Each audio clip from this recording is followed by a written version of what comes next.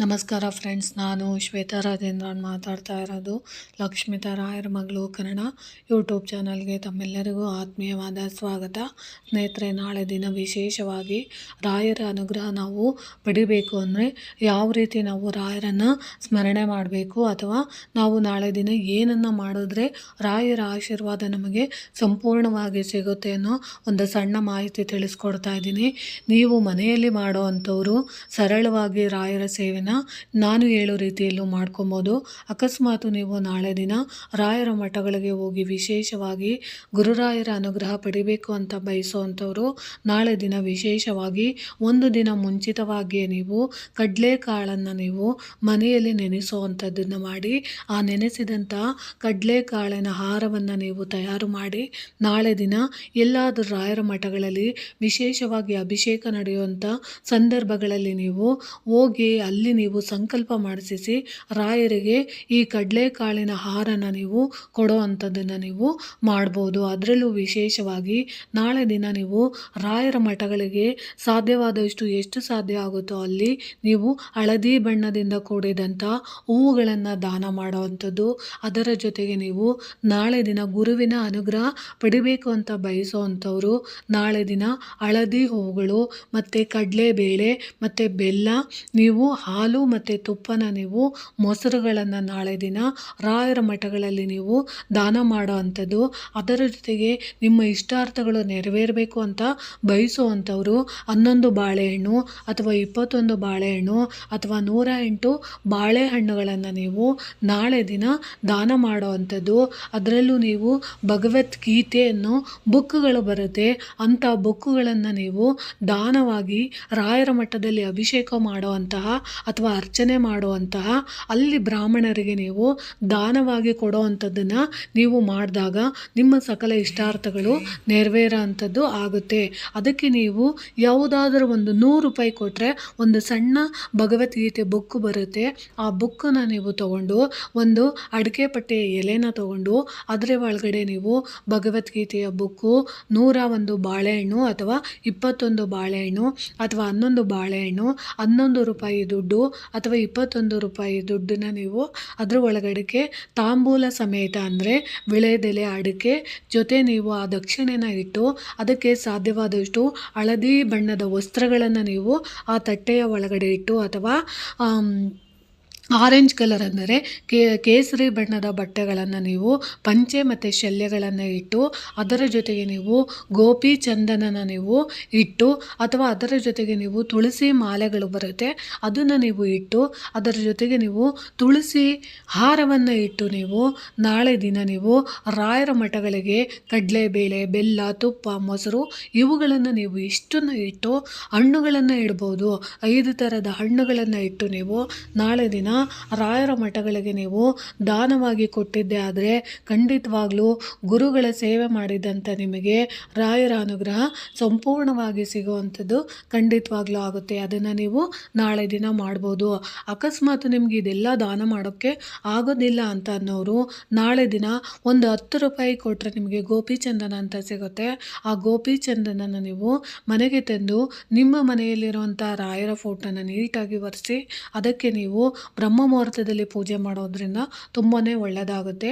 ಅದರಲ್ಲೂ ವಿಶೇಷವಾಗಿ 3:30ರಿಂದ 4 ಗಂಟೆ ಸಮಯದಲ್ಲಿ ನೀವು ಬೆಳಗಿನ ಜಾವ ಎದ್ದು ಅಲ್ಲಿ ನೀವು ವಿಶೇಷವಾಗಿ ಸ್ನಾನ ಮಾಡೋದಕ್ಕಿಂತ ಮುಂಚಿತವಾಗಿ ನೀವು ಸ್ನಾನ ಮಾಡುವಂಥ ನೀರಿಗೆ ಸ್ವಲ್ಪ ಹಾಲು ಮತ್ತು ಅರಿಶಿಣನ ನೀವು ಬೆರೆಸಿ ಸ್ನಾನ ಮಾಡುವಂಥದ್ದು. ಅದಾದ ನಂತರ ವಿಶೇಷವಾಗಿ ನಿಮ್ಮ ಮನೆಯಲ್ಲಿ ಯಾವ ರಾಯರ ಫೋಟೋ ಇದೆಯೋ ಆ ರಾಯರ ಫೋಟೋನ ನೀವು ಚೆನ್ನಾಗಿ ಒರೆಸಿ ಶುದ್ಧವಾದ ಬಟ್ಟೆಯಿಂದ ಒರೆಸಿ ಅದಕ್ಕೆ ಗೋಪಿ ಚಂದನ ಅಥವಾ ಶ್ರೀಗಂಧದ ಚಕ್ಕೆಯಿಂದ ತೇದಂತಹ ಗಂಧನ ನೀವು ಲೇಪನ ಮಾಡುವಂಥದ್ದನ್ನು ಮಾಡಿ, ಬೊಟ್ಟುಗಳನ್ನು ಇಟ್ಟು ಅಲಂಕಾರ ಮಾಡಿ, ತುಳಸಿನ ಹಾಕಿ ಅಲ್ಲಿ ನೀವು ದೇವರ ಮುಂದೆ ವಿಶೇಷವಾಗಿ ನೈವೇದ್ಯಕ್ಕೆ ಕಡಲೆಬೇಳೆಯ ಪಾಯಸನ ನೀವು ಕಡಲೆಬೇಳೆ, ಬೆಲ್ಲ, ಅಕ್ಕಿ ಹಾಕಿ ನೀವು ಪಾಯಸನ ಮಾಡಿ, ತುಪ್ಪ ಹಾಕಿ ದ್ರಾಕ್ಷಿ, ಗೋಡಂಬಿ ಎಲ್ಲ ಬೆರೆಸಿ ನೀವು ಪಾಯಸನ ಮಾಡಿ ಗುರುಗಳಿಗೆ ನೀವು ಅನುಗ್ರಹ ಪಡೆಯೋದಕ್ಕೆ ನೈವೇದ್ಯ ಮಾಡಿ ಇಡ್ಬೋದು. ಅಕಸ್ಮಾತ್ ನಿಮಗೆ ಅದು ಮಾಡೋಕ್ಕಾಗಲಿಲ್ಲ ಅಂತ ಅನ್ನೋರು ವಿಶೇಷವಾಗಿ 2 ಬಾಳೆಹಣ್ಣನ್ನು ನೀವು ಸಮರ್ಪಣೆ ಮಾಡ್ಬೋದು. ಅದರ ಜೊತೆಗೆ ಬಾಳೆಹಣ್ಣಿನ ಮೇಲೆ ಸ್ವಲ್ಪ ಬೆಲ್ಲ ಮತ್ತು ತುಪ್ಪನ ಹಾಕಿ ನೈವೇದ್ಯವಾಗಿ ಇಡೋ ಅಂಥದ್ದನ್ನು ನೀವು ನಾಳೆ ಮಾಡ್ಬೋದು. ಅದರಲ್ಲೂ ವಿಶೇಷವಾಗಿ ನೀವು ರಾಯರ ಅನುಗ್ರಹ ಬೇಕು ಅಂತ ಬಯಸೋವಂಥವ್ರು ನಿಮ್ಮ ಮನೆಯಲ್ಲಿ 2 ತುಪ್ಪದ ದೀಪಗಳನ್ನು ಹಚ್ಬೋದು, ಇಲ್ಲ ಬೆಲ್ಲದ ದೀಪಗಳನ್ನು ಹಚ್ಚೋ ಅಂಥದ್ದನ್ನು ಮಾಡ್ಬೋದು. ಅದರಲ್ಲೂ ಮನೆಯಲ್ಲಿ ವಿಶೇಷವಾಗಿ ನೀವು ಕಡಲೆಕಾಳಿನ ಹಾರನ ನೀವು 21ನ ನೀವು ಏರಿಸಿ ಅಂದರೆ ಮಾಲೆ ಥರ ಮಾಡಿ ನೀವು ಫೋಟೋಗೆ ಹಾಕೋವಂಥದ್ದನ್ನು ನೀವು ಮಾಡ್ಬೋದು. ಇಲ್ಲ 108 ಕಡಲೆಕಾಳುಗಳನ್ನು ನೀವು ನೆನೆಸಿ ಹಾರವಾಗಿ ಪೋಣಿಸಿ ಅದನ್ನು ನೀವು ಹಾಕೋವಂಥದ್ದನ್ನು ಮಾಡ್ಬೋದು. ನಾಳೆ ದಿನ ನೀವು ಇದನ್ನು ಮಾಡುವಾಗ ನೀವು ಓಂ ಶ್ರೀ ರಾಘವೇಂದ್ರಾಯ ನಮಃ ಅನ್ನೋದ ಮಂತ್ರನ ನೀವು ಒಂದು 11 ಸರಿ ಅಥವಾ ಒಂದು 21 ಬಾರಿ ನೀವು ಹೇಳ್ಕೊಬೋದು. ಅದರಲ್ಲೂ ವಿಶೇಷವಾಗಿ ನಾಳೆ ದಿನ ಸಾಧ್ಯವಾದಷ್ಟು ಗುರು ಹಿರಿಯರಿಗೆ ನೀವು ಓದಿದಂತಹ ಗುರು ಹಿರಿಯರು ಯಾರಿರ್ತಾರೋ ಅಂಥವರು, ವಯಸ್ಸಾದಂಥವರು ನಿಮ್ಮ ಅಕ್ಕಪಕ್ಕದಲ್ಲಿದ್ದರೆ ಅವರಿಗೆ ನಿಮ್ಮ ಕೈಯಲ್ಲಿ ಆಗೋವಂಥದ್ದು ಯಾವುದೇ ಇರ್ಬೋದು, ಸಿಹಿ ತಿನಿಸುಗಳನ್ನು ದಾನವಾಗಿ ಕೊಡೋವಂಥದ್ದು, ಊಟಗಳನ್ನು ಕೊಡಿಸೋವಂಥದ್ದು, ಬಟ್ಟೆಗಳನ್ನು ಕೊಡಿಸೋವಂಥದ್ದು, ಸಾಧ್ಯವಾದರೆ ದುಡ್ಡನ್ನು ಕೊಡೋವಂಥದ್ದು, ಅವರೇನಾದರೂ ಕಷ್ಟದಲ್ಲಿದ್ದರೆ ಅಂಥವರಿಗೆ ನೀವು ದುಡ್ಡನ್ನು ಕೊಡೋ ಅಂಥದ್ದನ್ನು ನೀವು ಮಾಡ್ಬೋದು. ಅದರಲ್ಲೂ ವಿಶೇಷವಾಗಿ ನಾಳೆ ದಿನ ನೀವು ಮಠಗಳಲ್ಲಿ ದಾನ ಮಾಡುವಾಗ ಹಳದಿ ಬಣ್ಣದ ವಸ್ತುಗಳನ್ನು, ಹಳದಿ ಬಟ್ಟೆಗಳಿರ್ಬೋದು, ಕಡಲೆಬೇಳೆ ಇರ್ಬೋದು, ಅರಿಶಿಣದ ಪುಡಿಗಳಿರ್ಬೋದು, ಇವುಗಳನ್ನು ನೀವು ಹಳದಿ ಬಣ್ಣದ ಹೂವುಗಳು ಇವುಗಳನ್ನು ನೀವು ಸಾಧ್ಯವಾದಷ್ಟು ದಾನವಾಗಿ ಕೊಡೋ ಅಂಥದ್ದನ್ನು ನೀವು ಮಾಡಿದಾಗ ಖಂಡಿತವಾಗ್ಲೂ ನಿಮಗೆ ರಾಯರ ಅನುಗ್ರಹ ಸಂಪೂರ್ಣವಾಗಿ ಸಿಗೋವಂಥದ್ದಾಗುತ್ತೆ. ಮನೆಯಲ್ಲಿ ಮಾಡುವಾಗ ನೀವು ಸರಳವಾಗಿ 2 ತುಪ್ಪದ ದೀಪಗಳನ್ನು ಅಂಟಿಸಿ, ತುಳಸಿ ಮಾಲೆನ ಹಾಕಿ, ಕಡಲೆಕಾಳಿನ ಹಾರವನ್ನು ಹಾಕಿ ನೀವು ನಿಮಗೆ ಬಂದಂತಹ ನೈವೇದ್ಯ ಅಂದರೆ ಕಡಲೆಬೇಳೆಯ ಪಾಯಸನಾದರೂ ಮಾಡ್ಬೋದು, ಇಲ್ಲ ಅಂದರೆ ನೀವು ನಾನು ಹೇಳಿದಂತಹ 2 ಬಾಳೆಹಣ್ಣು ನೀವು ಇಟ್ಟು ನೈವೇದ್ಯ ಕೂಡ ನೀವು ಮಾಡೋ ಅಂಥದ್ದನ್ನು ಮಾಡ್ಬೋದು. ನಾಳೆ ದಿನ ಖಂಡಿತವಾಗ್ಲೂ ಪ್ರತಿಯೊಬ್ಬರೂ ಕೂಡ ನಿಮ್ಮ ಮಕ್ಕಳನ್ನು ಕರ್ಕೊಂಡು ಗುರುವಿನ ಅನುಗ್ರಹ ಪಡೆಯೋದಕ್ಕೆ ಎಲ್ಲಿ ಸಾಧ್ಯ ಆಗುತ್ತೋ ಅಲ್ಲೆಲ್ಲ ನೀವು ಗುರುವಿನ ಮಠಗಳಿರ್ಬೋದು ಅಥವಾ ಸಾಯಿಬಾಬಾ ಮಂದಿರಗಳಿರ್ಬೋದು, ದಕ್ಷಿಣಾಮೂರ್ತಿಯ ಕ್ಷೇತ್ರಗಳಿರ್ಬೋದು, ಅಲ್ಲಿ ಹೋಗಿ ಮಕ್ಕಳನ್ನು ಕರ್ಕೊಂಡು ಹೋಗು. ಅಲ್ಲಿ ನೀವು ವಿಶೇಷವಾಗಿ ಮಕ್ಕಳ ಹೆಸರಲ್ಲಿ ಸಂಕಲ್ಪ ಮಾಡಿಸಿದಂಥದ್ದು, ಪೂಜೆಗಳನ್ನು ಮಾಡಿಸೋವಂಥದ್ದು, ದಾನ ಧರ್ಮಗಳನ್ನು ಮಾಡಿಸೋವಂಥದ್ದು, ಪುಸ್ತಕಗಳನ್ನು ದಾನ ಕೊಡುವಂಥದ್ದು, ಪೆನ್ನುಗಳನ್ನು ದಾನ ಕೊಡುವಂಥದ್ದು, ಅಥವಾ ಬ್ಯಾಗುಗಳನ್ನು ದಾನ ಕೊಡುವಂಥದ್ದು, ಅಥವಾ ಹಳದಿ ಬಣ್ಣದ ಸ್ವೀಟ್ಗಳನ್ನು ನೀವು ದಾನ ಕೊಡುವಂಥದ್ದು, ಗೋಪಿ ಚಂದನಗಳನ್ನು ದಾನ ಕೊಡುವಂಥದ್ದು, ಹಳದಿ ಬಣ್ಣದ ಬಾಳೆಹಣ್ಣುಗಳನ್ನು ನೀವು ದಾನ ಕೊಡುವಂಥದ್ದನ್ನು ನೀವು ನಾಳೆ ದಿನ ಮಾಡಿದಾಗ ಸಂಪೂರ್ಣವಾಗಿ ನೀವು ಗುರುವಿನ ಅನುಗ್ರಹನ ಪಡೆಯುವಂಥದ್ದು. ಅದರಲ್ಲೂ ವಿಶೇಷವಾಗಿ ಗುರುವಿನ ಅನುಗ್ರಹದಲ್ಲಿ ಪಡೆಯುವಂಥ ಕೆಲವೊಂದು ಮಠಗಳಲ್ಲಿ ವಿಶೇಷವಾಗಿ ರಾಯರಿಗೆ ಸಂಬಂಧಪಟ್ಟಂತಹ ವಿಶೇಷವಾದ ಅಭಿಷೇಕ, ಪೂಜೆ, ಪುನಸ್ಕಾರಗಳು ನಡೀತಾ ಇರುತ್ತೆ. ಅಂಥ ಮಠಗಳಲ್ಲಿ ನೀವು ವಿಶೇಷವಾಗಿ ನೀವು ಏನಾದರೂ ದಾನ ಕೊಡ್ತೀನಿ ಅಂತಂದರೆ ನಿಮ್ಮ ಮಕ್ಕಳ ಹೆಸರುಗಳಲ್ಲಿ ನೀವು ದಾನ ಸೇವೆಗಳನ್ನು ಮಾಡಿಸೋವಂಥದ್ದನ್ನು ನೀವು ಮಾಡಿಸಬಹುದು. ಊಟಕ್ಕೆ ವ್ಯವಸ್ಥೆ ಮಾಡ್ಬೋದು. ಆ ವ್ಯವಸ್ಥೆಗೆ ನೀವು 1 ಮೂಟೆ ಅಕ್ಕಿ ಕೊಡ್ಬೋದು, ಅಥವಾ ಒಂದು 50 kg ಸಾಧ್ಯವಾದಷ್ಟು ಅಕ್ಕಿಗಳನ್ನು ನೀವು ಎಷ್ಟು ಸಾಧ್ಯ ಆಗುತ್ತೋ ಅಷ್ಟು ಮಠಗಳಲ್ಲಿ ನೀವು ಕೊಟ್ಟಾಗ ಅದನ್ನು ನೀವು ಅಲ್ಲಿ ಬರುವಂತಹ ಭಕ್ತರಿಗೆ ಅವರು ಆಹಾರ ತಯಾರಿಸಿ ಅದನ್ನು ದಾನವಾಗಿ ಕೊಡುವಂಥದ್ದನ್ನು ಮಾಡ್ತಾರೆ.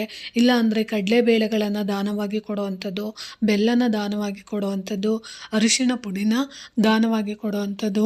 ಅದರ ಜೊತೆಗೆ ನೀವು ವಿಶೇಷವಾಗಿ ಹಣ್ಣುಗಳು ನಿಮ್ಮ ಕೈಯಲ್ಲಿ ಎಷ್ಟು ಸಾಧ್ಯ ಆಗುತ್ತೋ ಅಷ್ಟು ಹಣ್ಣುಗಳನ್ನು ಕೂಡ ನೀವು ದಾನವಾಗಿ ಕೊಡುವಂಥದ್ದನ್ನು ನೀವು ಮಾಡ್ಬೋದು. ನಿಮಗೆ ಎಷ್ಟು ಸಾಧ್ಯ ಆಗುತ್ತೋ ಅಷ್ಟು ನಿಮಗೆ ಇಲ್ಲ ಅಂತ ಕೊರಗೋದಕ್ಕಿಂತ ನೀವು ಒಂದು 1/4 kg ಕಡಲೆಬೇಳೆ ಕೊಡ್ಬೋದು, ಅಥವಾ 2 ಬೆಲ್ಲದಚ್ಚು ಕೊಡ್ಬೋದು, 2 ಬಾಳೆಹಣ್ಣನ್ನ ಕೊಡ್ಬೋದು. ಅಥವಾ ನಿಮಗೆ ಅಷ್ಟು ಸಾಧ್ಯ ಇಲ್ಲ ಅಂದರೆ ₹1 ನಾಣ್ಯನ ಇಟ್ಟು ನೀವು ಕೊಡ್ಬೋದು. ಅಂದರೆ ವೀಳ್ಯದೆಲೆ ಅಡಿಕೆ ಮೇಲೆ ₹1 ನಾಣ್ಯ ಕೂಡ ನೀವು ಇಟ್ಟು ನಾಳೆ ದಿನ ವಿಶೇಷವಾಗಿ ರಾಯರ ಅನುಗ್ರಹ ಪಡಿಬೋದು. ಅಕಸ್ಮಾತ್ ನಮ್ಮ ಮನೆಯಲ್ಲಿ ಸುತ್ತಮುತ್ತ ರಾಯರ ಅನುಗ್ರಹ ಪಡೆಯೋದಕ್ಕೆ ಮಠಗಳೆಲ್ಲ ನಾವು ಹೋಗೋಕ್ಕಾಗಲ್ಲ ಅನ್ನೋರು ನಿಮ್ಮ ಮನೆಯಲ್ಲಿರುವಂಥ ದಕ್ಷಿಣಾಮೂರ್ತಿ ಫೋಟೋ ಇದ್ದರೆ ಆ ಫೋಟೋದ ಮುಂದೆ ನೀವು ನೈವೇದ್ಯವಾಗಿ ಇಡೋವಂಥದ್ದನ್ನು ಪ್ರಾರ್ಥನೆ ಮಾಡ್ಕೊಳ್ಳೋ ಅಂಥದ್ದನ್ನು ಮಾಡ್ಬೋದು. ಅದರಲ್ಲೂ ವಿಶೇಷವಾಗಿ ಸಾಯಿಬಾಬಾ ಅವರು ಫೋಟೋಗಳಿದ್ದರೆ ಅಲ್ಲೂ ಕೂಡ ನೀವು ಹೋಗಿ ದರ್ಶನ ಮಾಡೋ ಅಂಥದ್ದು, ಅಲ್ಲೂ ಕೂಡ ನೀವು ಪ್ರಾರ್ಥನೆನ ಮಾಡ್ಕೊಳ್ಳೋ ಅಂಥದ್ದನ್ನು ಮಾಡ್ಬೋದು. ಯಾಕಂದರೆ ದಕ್ಷಿಣಾಮೂರ್ತಿ ಕೂಡ ಗುರುವಿನ ಸಂಕೇತ ಆಗಿರುತ್ತೆ. ಸಾಯಿಬಾಬಾ ಅವರು ಕೂಡ ನಿಮಗೆ ವಿಶೇಷವಾಗಿ ಗುರುಗಳ ಅನುಗ್ರಹಕ್ಕೆ ಪಾತ್ರರಾಗಿರ್ತಾರೆ. ಅದಕ್ಕೋಸ್ಕರ ನೀವು ಖಂಡಿತವಾಗ್ಲೂ ನಾಳೆ ದಿನ ನಾನು ಹೇಳಿರೋಂಥ ಈ ಸಣ್ಣ ಸಣ್ಣ ಉಪಾಯಗಳನ್ನು ಮಾಡ್ಕೊಳ್ಳಿ ಅಂತ ತಿಳಿಸ್ತಾ ಇದ್ದೀನಿ. ಈ ಮಾಹಿತಿ ಇಷ್ಟ ಆಗಿದೆ ಅಂದ್ಕೊತೀನಿ. ಧನ್ಯವಾದಗಳು ಸ್ನೇಹಿತರೆ.